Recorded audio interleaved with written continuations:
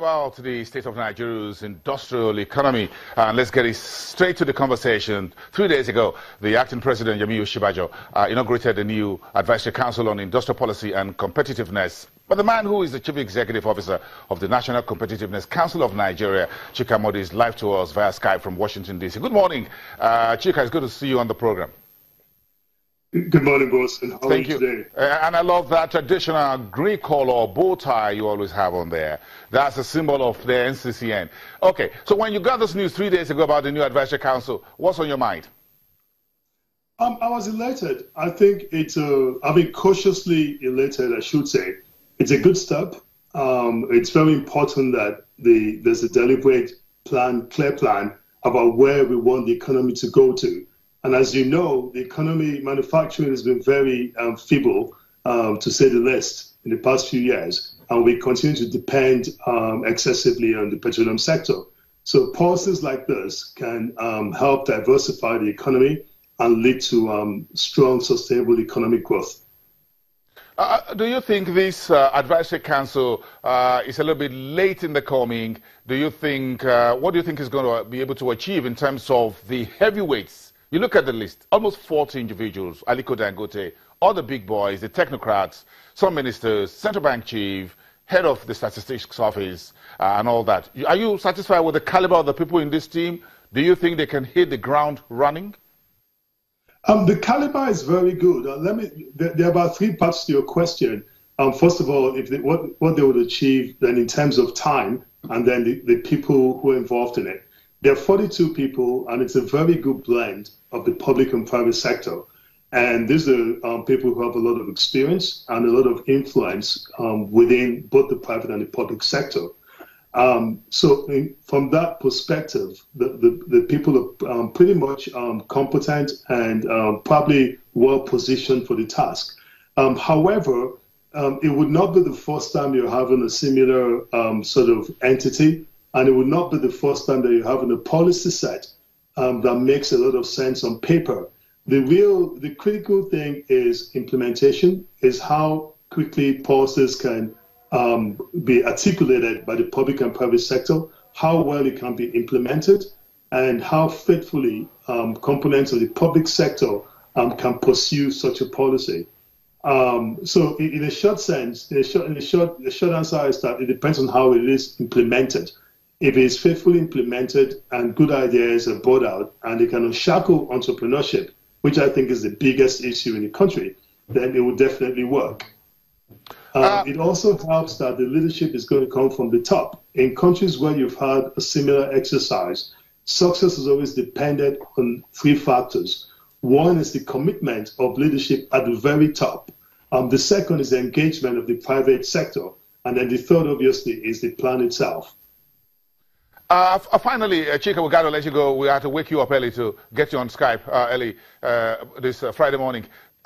What will your agency, NCCN, which is a public-private sector initiative, do to work along with this new Advisory Council? Oh, excellent question.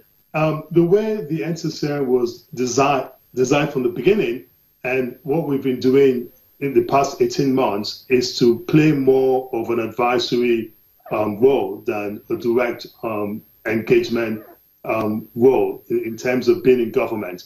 And we're going to do more of that. In the next 2 months, you're going to see the launch of a very extensive index that we've been working upon, which we think would help complement the efforts for the public sector officials.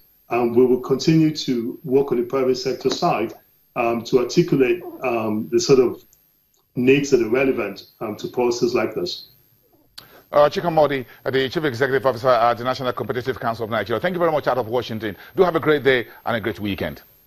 We're sticking with the industrial sector, and of course, part of this, the big industries, the big names, but of course there are smaller names, and one of these has to do with the leather industry. Of course, you remember the last administration with the former Minister of Industry, Trade and Investment, whether Momo is leather or whether leather is Momo, that we're eating our leather, and that with that, we can be competitive in making shoes, making handbags, but we've got a woman in here from Ibadan, your state capital, who is doing something with leather. Femi, Olayibi is the Chief Executive of My World of Bags. Good morning, madam. Good morning. It's good to have you here. Yes. The first question, straight to the point, is pomo a form of leather?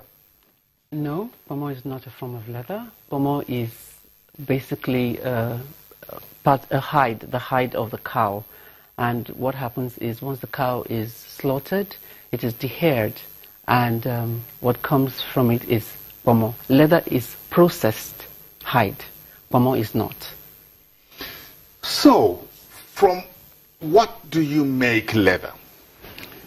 From the hide of the animals? Yes, from the hide of the animals. So you have different types of animals. You have goats, you have cattle, you have lizards, you have snakes. Crocodile? And you have lots of crocodile. Those are exotic leathers. Yes, very expensive. Very, extremely expensive because of the way it's cultured, the way it's cured, and the way it's ultimately processed. When this news was all around about whether pomo was leather and what have you, a year, 2 years ago, 3 years ago, and all of that, what was going through your mind about the world of leather industry in Nigeria? We wear leather shoes from the US, from London, from Paris, the Italian, who are the big boys in the leather industry.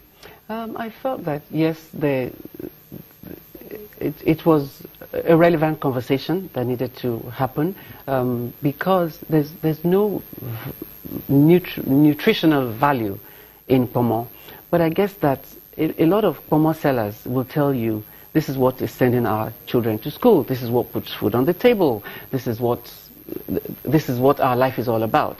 And I don't know that I think that they need to be educated. They need to be told that in actual fact you could sell this item for so much more if you sold it to the tanneries, or if you sold it to those who are in the process of... if they sell it to you? No, I'm not a tanner. You're not a tanner? No. Also, where are you in the value chain? Where am I in the value chain? Somewhere in the middle, somewhere. I'm a handbag designer. So I take the processed leather and transform it into a product. So towards the end, because I guess the end is the distribution and the marketing of the